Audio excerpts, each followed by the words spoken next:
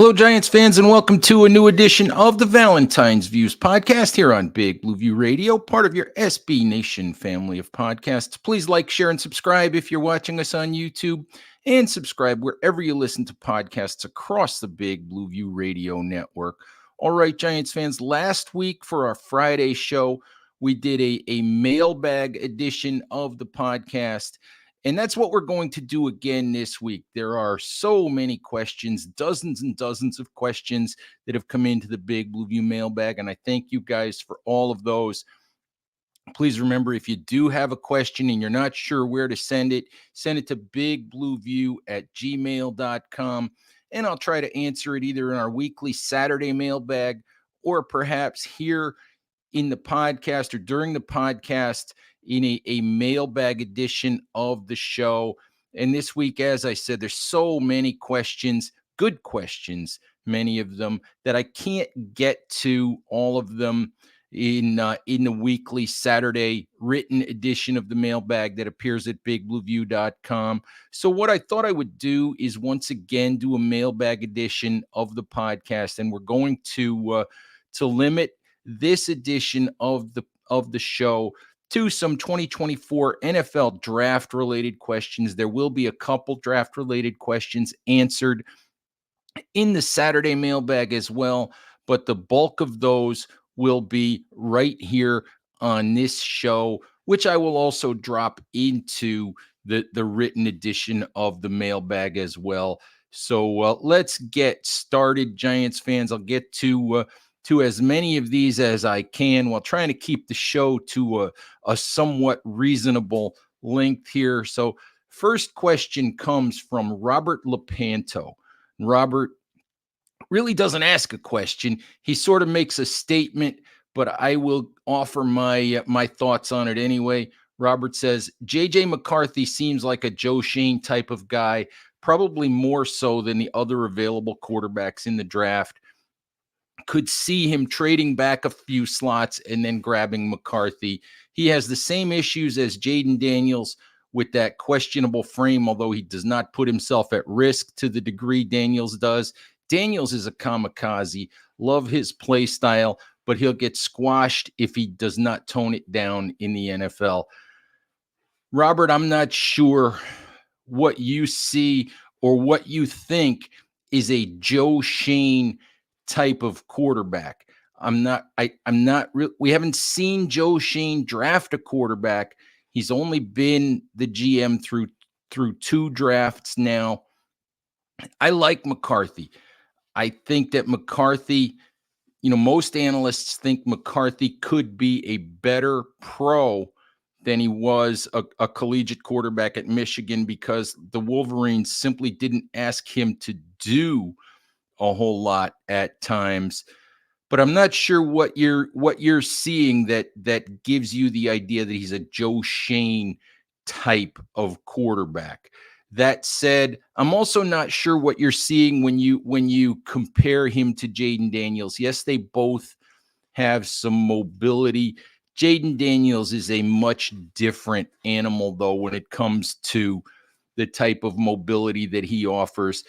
Jaden Daniels is the closest thing in the draft class to Lamar Jackson in terms of play style. And I'm not going to sit here and say that Jaden Daniels will be Lamar Jackson in the NFL, but his skill set reminds of Lamar Jackson simply because of the mobility, because of the big arm and all of that. Yes, he's a kamikaze. Yes, he'll have to learn to slide. He'll have to learn not to try to leap guys and take unnecessary hits and all of that. But I think that I love Daniel's skill set. And for me, I have a hard time passing Jaden Daniels at 6 if he's there. And I know that's not what you were asking about. In general, I don't know if J.J. McCarthy is the guy for the Giants.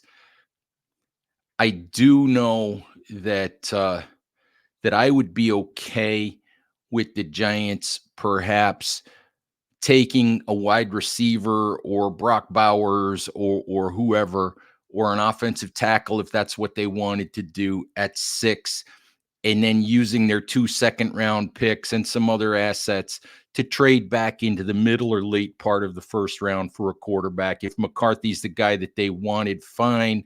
If someone else is the target, I'm fine with that as well. Joe Shane and his staff know a lot more about scouting than I do. So I'm not going to sit here and say it has to be McCarthy or it has to be Michael Penix or it has to be Bo Nix if they make a move. But I wouldn't object to that philosophy in the draft either. All right, let's get to another question. Brad Gillen says, I feel like every year there is a lot of clamoring to trade down and accumulate more picks, except this year. I hear a lot of people suggesting we trade up into the first to take a quarterback if the consensus top 3 quarterbacks, Williams, May, and Daniels, are off the board. What is your opinion on taking a difference maker at 6 and using draft capital to move back up into the first to get a quarterback, as opposed to trading back from 6 to select a quarterback and acquire more draft capital, potentially another second this year and a first next year? Listen, Brad, historically, I'm always a trade down advocate. I like that idea. I like adding more draft capital. But what happened with the Giants a couple of years ago with the Kadarius Toney trade, moving down from 11 to 20, passing up on Micah Parsons and Rashawn Slater, has given me pause. That is something that Dave Gettleman, who made that trade down, I think at the behest of then coach Joe Judge, had always warned about. He had always warned about moving down and leaving a great player or leaving something that you really wanted, missing out on a player by moving down. He had always warned about that. Sometimes, saying that is the cost in terms of what you leave on the board worth what you get in return. That's always what you weigh. So I'm an advocate of moving down, but I think you have to be very careful about what you're leaving on the board and what you're and what you're getting in return. You're asking really if you want to move down from 6 or take a difference maker at 6 and move back up. And I sort of answered that already in my answer to Robert's question. In the situation that the Giants are in, I have a really hard time moving off the 6th pick, unless if you're moving down into the middle of the first round, if you're moving into the late part of the first round, I have a really hard time with that. I have a really hard time with leaving, if it's Malik Neighbors and Rome Duns, the 2 wide receivers, I have a really hard time leaving both of them on the board. If you want of the top 2 offensive tackles, if they want to go with Fashanu from Penn State or with Joe Alt from Notre Dame, I have a difficult time leaving those guys on the board. So in this instance, in this draft, I like the idea, since the Giants already have 2 second-round picks, one that they acquired from the Seattle Seahawks in exchange for Leonard Williams. I like the idea, if they're in that situation where Caleb Williams, Drake May, and Jaden Daniels are off the board, and they want one of the next tier of quarterbacks, the J.J. McCarthy, the Michael Penix, the Bo Nix, maybe Spencer Rattler, if Spencer Rattler has a big pre-draft process and puts himself in that late first round mix, as Emery Hunt of Football Game Plan told us on the podcast the other day that he thinks Rattler might do here in the upcoming pre-draft process, in the upcoming All-Star games.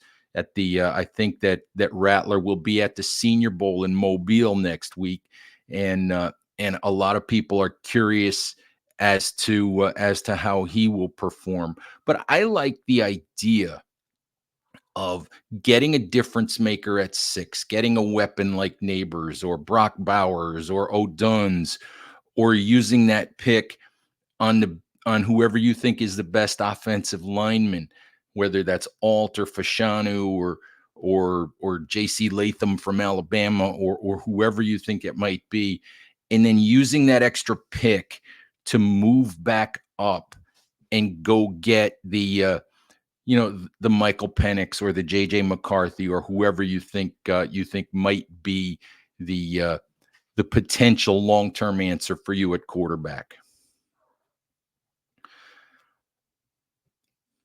Jay Berman says, I watched the podcast where you spoke about drafting a quarterback, and I agree that there are no guarantees. What do you think about drafting Notre Dame offensive tackle Joe Alt with the 6th overall pick? Alternatively, with multiple needs, would you trade back? And if so, what would be the probable return? Jay, I've kind of touched on this a little bit already. I think for me, the situation in this draft is such that while I think that Fashanu and Joe Alt have to be considerations at 6 if you don't go quarterback, there's a lot of disagreement in this draft among analysts about who the offensive tackles are. There's also the idea that right now we don't know if the Giants think they need an offensive tackle. We don't know what their plan is for Evan Neal. We haven't had the opportunity since the day after the season to talk to Joe Shane. We hopefully, reporters who are in Mobile, Alabama, will hopefully get that opportunity next week during the Senior Bowl. We'll get that opportunity at the Combine in Indianapolis. So right now, we don't know. If the Giants are going to leave Evan Neal at right tackle in 2023, even if they bring in competition for him, if they still consider him a right tackle, then you don't take a tackle at number 6. You take a tackle in the middle of the draft as a developmental player, as a guy who might provide competition. You bring in a veteran swing tackle who could be competition for Neal, who could push him for that starting job, and you go from there. But you don't take the offensive tackle at 6. And in terms of trading down, again, I'm always an advocate for trading down, but I'm not trading down in this draft if I think there are game changers at positions that I really, really could use the help. I'm not trading out of the opportunity, for example, to draft Malik Neighbors. I'm not trading out of the opportunity to draft Rome Odunze if I think that he's going to go in the top 10. If I'm going to move down, I may only move down a pick or two. I could do that. I could go from 6 to 8 maybe, if that means that Neighbors is off the board and Odunze is the receiver that I take, something like that. But I'm not moving down. And again, I can't really say what the probable return would be, for the simple reason that depends on how far down you move. So it's impossible to say, what the return would be, because I don't know how far a move down would actually be.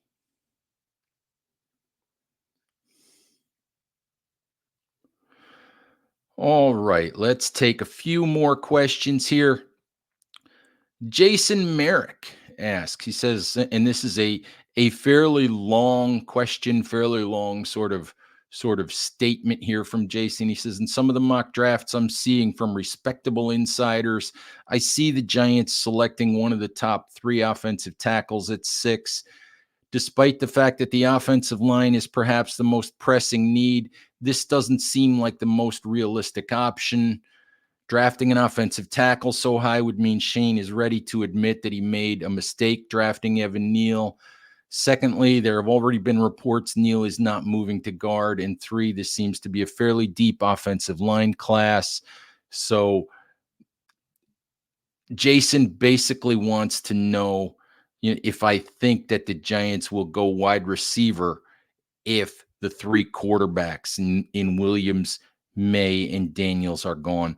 And listen, Jason, I think that's probably the way that the Giants go here. I think they'll go wide receiver. You could make an argument for Brock Bowers if they want to build, if he's available at 6 and the Giants want to build their passing attack around a tight end, if they think he's the best player.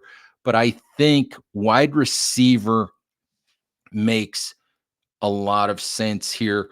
One of the reasons for that is, even if you want an offensive tackle, as you said, there's a lot of disagreement about the top 8 to 10 offensive tackles in this class. I think there's maybe 10 of them right now with top 100 grades, in most draft analysts' big boards at this point. There's a lot of disagreement about the order of who's best. There are guys like Tyler Guyton of Oklahoma, who some people think is a mid first round pick. Some people think he's a mid second round pick. So we don't know how all of that's going to shake out.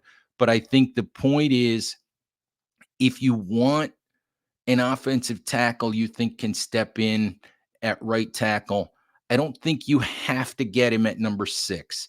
The other point, as you made, is that we don't know, and I've said this before, we don't know if the Giants want to give Evan Neal one more opportunity at right tackle with a new offensive line coach in Carmen Brasillo. See what happens if he can stay healthy in 2024. His 2023 season, because of various injuries, was pretty much a wash, only playing in 7 games.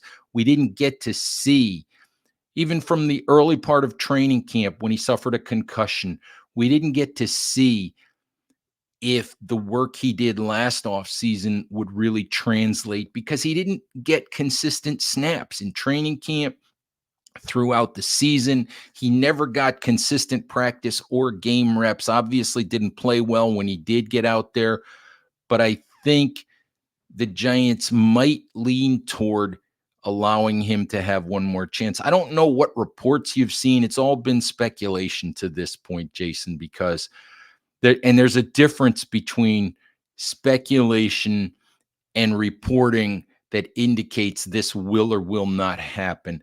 It's mostly been media members like myself trying to read in between the lines of what Joe Schoen and Brian Daboll have said about Evan Neal, what Evan Neal has said about his desire to remain at tackle, which he's been very, very vociferous about.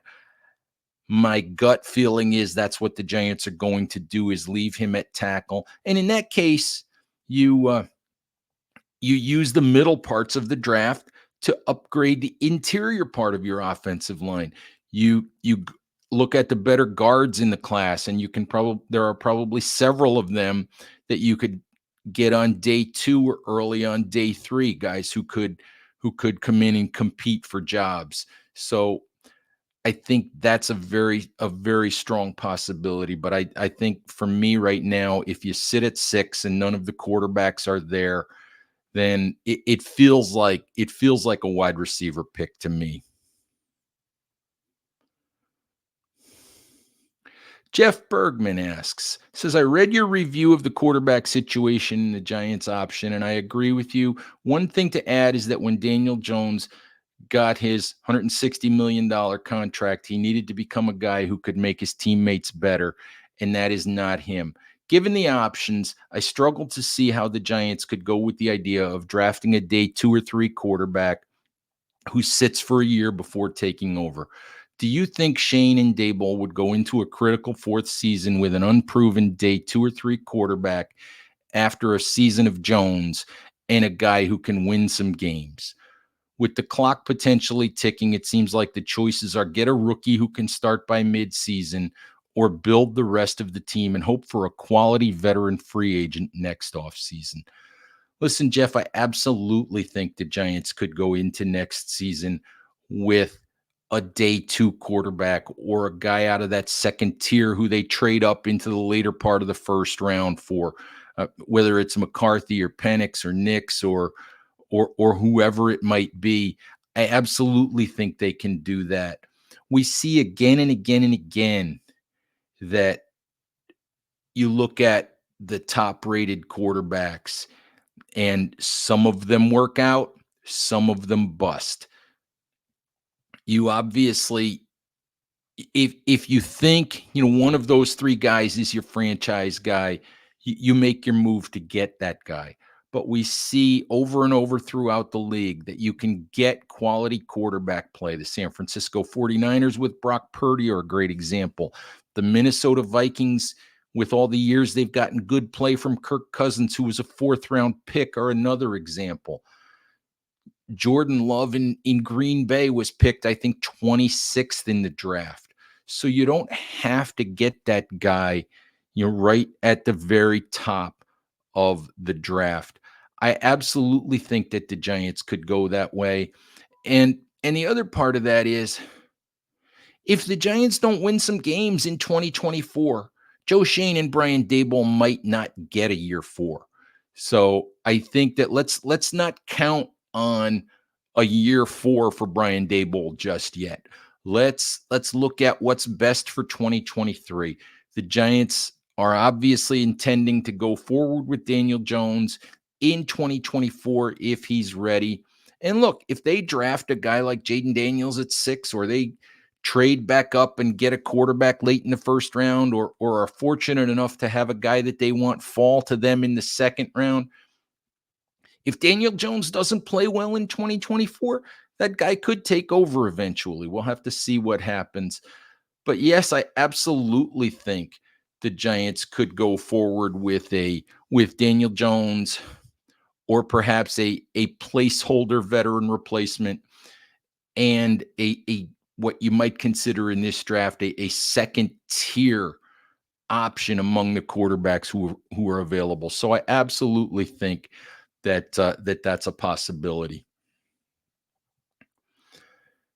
All right, Mike Binder says, I know this runs counter to conventional wisdom, but what about the possibility of drafting multiple quarterbacks? It is abundantly clear in today's NFL you need at least an above average quarterback. And with first round successes somewhere in the 30 to 40% range, why not up your chances? Washington did it with RG3 and Kirk Cousins, but I don't know of any others off the top of my head. Thoughts? Mike, this is not something I think you can do. I think the problem is, especially for the New York Giants, they have Daniel Jones on the roster in 2024. He's going to be there. You have Tommy DeVito, who's an undrafted free agent, who might be QB3. He might be on the 53. He might be on the practice squad. I'm not sure how that's going to work out. I'm pretty sure they're going to add a veteran quarterback. I doubt that it's going to be Tyrod Taylor. It may not be an expensive veteran quarterback, but I think that drafting two quarterbacks is really overkill, especially with Jones already on the roster. You're setting up a situation where there's a question, where there's a bigger question than there already is. Not to mention the fact that you have other holes to fill. You have a roster that needs depth at a variety of places. So if you draft a second quarterback, for example, in the fourth round, you're using a draft pick on someone that you hope will never play. This is what the Giants did a few years ago when they traded up in the draft to get Ryan Nassib in the fourth round. They traded up in the draft to get a guy who general manager Jerry Reese admitted, we hope he never has to play. Maybe a couple of years from now, if that's the case, we'll be able to trade him and get more value for him. Well, he never played. The Giants were never able to make that trade. So it turned out to be a wasted pick. They could have taken anything. They could have taken someone who was only a special teams player for 4 years and gotten more value out of that pick than they did by taking the quarterback. For me, you're wasting a pick there if you do that. For example, if you take Jaden Daniels, or you take JJ McCarthy, or whoever, and then in the fourth round you take Michael Pratt out of Tulane, you're wasting a pick because one of those guys isn't going to play. Now, what I could see happening is let's say the Giants, let's say they take Michael Penix. They decide he's their guy. They get Michael Penix via trade up late in the first round or second round. And it could be any of these guys. It could be Bo Nix. It could be McCarthy. It could be Spencer Rattler, whoever it could, but he's their guy. What I could see happening is you take that quarterback a year from now. If you're going to do that, if you think that quarterback is ready to take over, if you've watched Daniel Jones play for another year, he's got no more guaranteed money on his contract in 2025. What I could easily see is then you draft another quarterback somewhere in the middle of the 2025 draft as a developmental guy, as a hedge. You do it that way. I don't think you take two quarterbacks in the same draft. I think that you can take another swing at quarterback just to protect yourself in the middle of the 2025 draft and do it that way. But I don't see the idea of taking two quarterbacks in one draft as being a smart idea.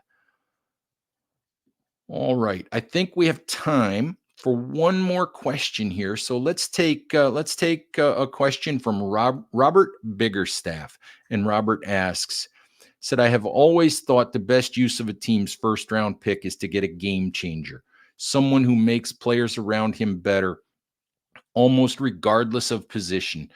In the 2024 draft top 10, where the Giants pick, who are the game changers, if any, in your opinion? And Robert, of course, the Giants have the number 6 pick. And I think we've talked a lot about the possibilities here. For me, the game changer is always a quarterback. Always. If you can get one of the quarterbacks, if Joe Shane loves Drake May and Drake May falls to number 6, then shame on him if he doesn't draft Drake May. If he loves Jaden Daniels and Jaden Daniels falls to 6, then again, shame on Joe Shane if he doesn't make that move. I always look at quarterback and say, if you have an opportunity to draft a guy you think can be a great quarterback and you pass up that opportunity and that guy turns out to be great, then that's on you, because you have to have the quarterback. So other than that, I have to come back to those wide receivers. Is it Malik Neighbors?